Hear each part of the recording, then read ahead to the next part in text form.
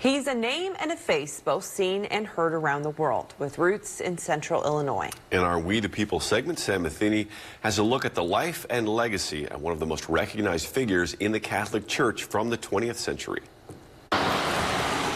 Morning Mass at St. Thomas the Apostle in Peoria Heights has a structure. A sequence of prayers, readings, and communion. The body of Christ. A foundation that's built on tradition and faith. Monsignor Jason Gray is the pastor here. But every leader has their inspiration. He was one of the best communicators, I think, at that time. There was a depth to his teaching and a depth of his understanding and insight into the gospel.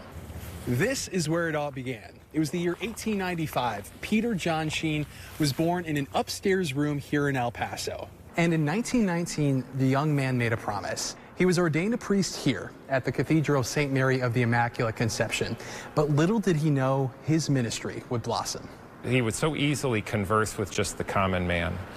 He would speak to ordinary people on the street, to taxi drivers, people he would talk to, and there was never really a distance between him and that ordinary person. In 1930, just 11 years into priesthood, Sheen was tapped to host a weekly radio broadcast called The Catholic Hour, which drew in 4 million listeners a week for 2 decades. The stories that Sheen would open with were things that were universally relatable, but they would bring them into our need for God. As his platform grew, so did the number of people he reached.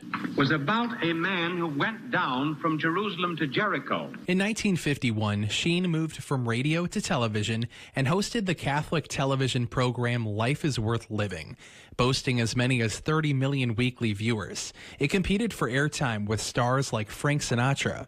Just 2 years after it debuted, Sheen won an Emmy for Most Outstanding Television Personality. And he never saw a check. He made over $17 million back then. That was a lot of money. It was immediately passed through to the missions to help feed the poor. In 1979 came his greatest accolade, when Pope John Paul II embraced him at St. Patrick's Cathedral in New York City, calling him a loyal son of the Church.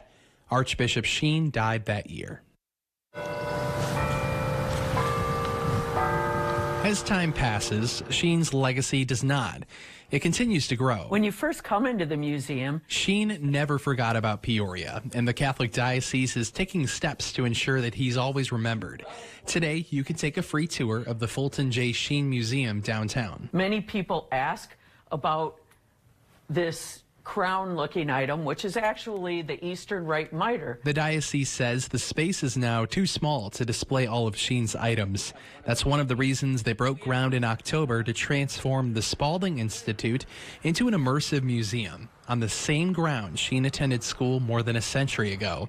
Officials hope to open the doors in 2027.